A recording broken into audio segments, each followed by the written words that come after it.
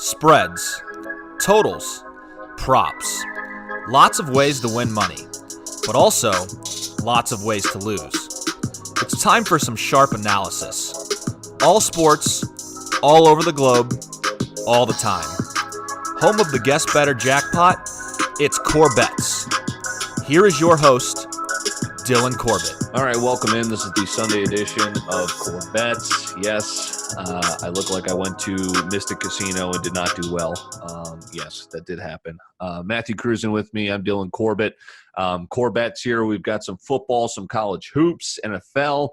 Notre Dame losing to Clemson yesterday. Texas A&M. Now we just sit and wait. I believe the final rankings coming out today, so we will find out who is in the Final Four. I'm thinking it's probably going to be the four that we've seen every single goddamn week, right? But Matt was saying he wouldn't be shocked and wouldn't be upset if it was Texas A&M. It's kind of the committee's crazy. So whoever they pick will enjoy and devour.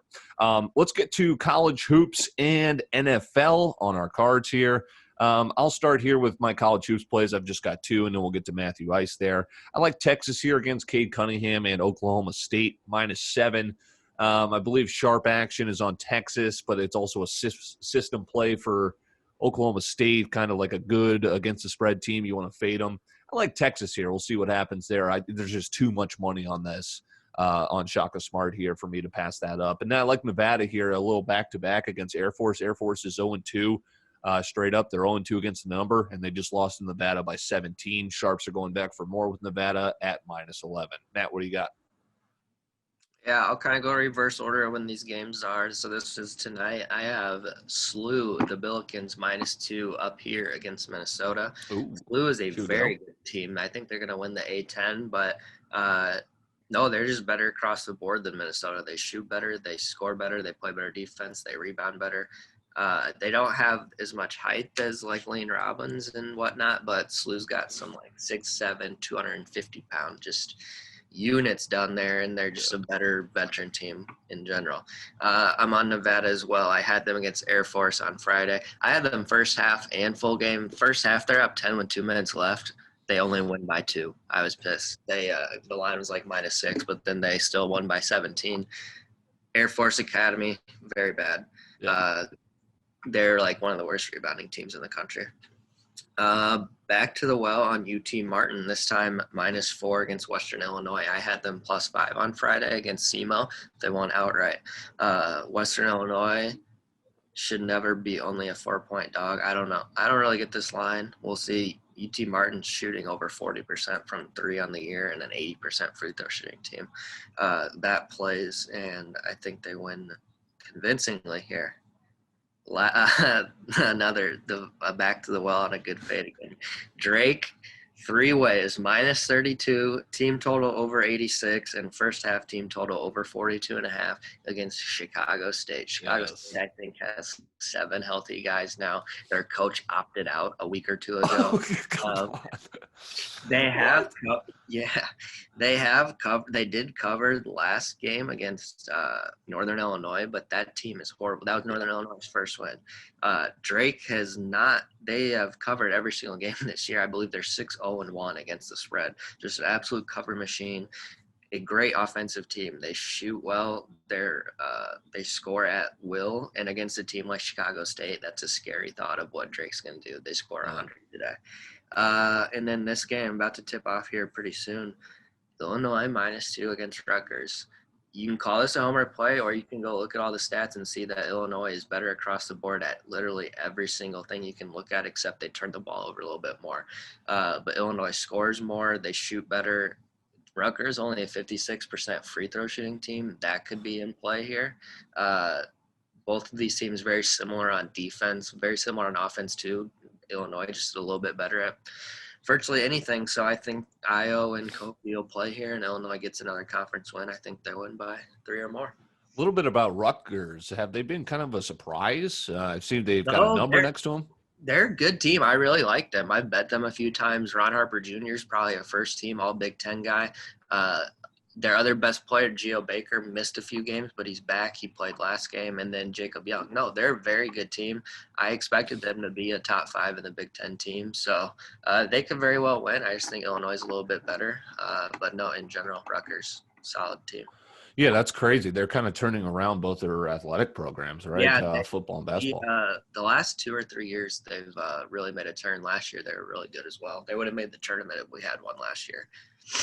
Should be a good game. You're on the Fighting Illini. I like that. Let's flip to NFL. Kind of looking at this. I'm still kind of placing bets here as we're recording this, but for now I've got 3 totals. Not too many sides are kind of jumping off the page to me, so we'll see if we can get a couple here. So here's what's so funny is, first of all, you mentioned we're tipping off here in just a moment. The internet here, oh, geez, we'll get this up right before tip-off.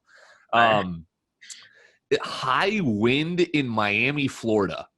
Huh? The Action Network is telling me there's high wind there. Okay, sure. Under 41. It's probably a warm wind. New England and Miami. I kind of wanted to play New England, but Miami is such a cover machine. This is one of those that Belichick just kind of spoils the party against his division foes. But 2 good defenses here. So I like the under here, under 41. Under 49.5, Atlanta, Tampa Bay. Another thing, I wanted to take Atlanta. Couldn't do it. I think Tampa Bay is going to it's 6.5, so if they win by a touchdown. But I'll be rooting on Atlanta, I hope. But I'll also root on no points. Under 49.5, I think Falcons have been terrible lately, especially on offense. So I'll play the under there. Then I like over in, let's see here, Jacksonville and Baltimore. You've heard me say I like Jacksonville a lot, a team that's going to play to cover. This line is astronomical, but I was on Jacksonville last week against Tennessee. They didn't cover, so I'll stay away from there and hope for some points because Baltimore's back and they're playing for a playoff spot, right? So I think they're going to load it up here on the points, and it's just 48.5.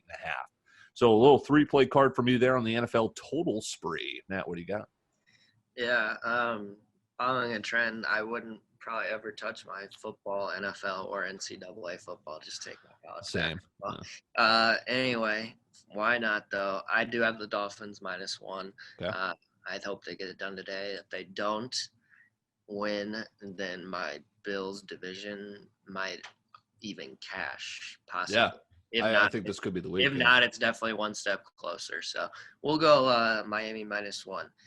Colts -7. This could be walking in the trap of the Bears just beat the shit out of the Texans, so the Colts should do the same.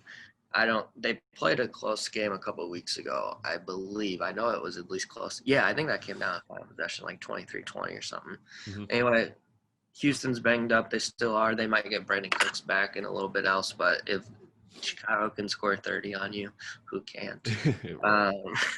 And then last, the team who I said is going to win the shitty NFC East from the get-go. No kidding. Them or the Giants, but I have the Washington football team. I don't know that they win today. They probably don't, but I think they cover 6.5. Seattle going all the way across the country. Takes a toll on you no matter what. They lost. The Seattle lost to the Giants, did they not? In the Meadowlands. So football team of destiny, plus 6.5. Good stuff. That'll wrap up the card. It looks like we got Cleveland and Giants as the Sunday night game. Should be a good slate of football and always a good episode here of CorBET. He's Matthew Cruz and I'm Dylan Corbett. Let's cash, right? We've got football and we've got college hoops. We'll talk to you tomorrow.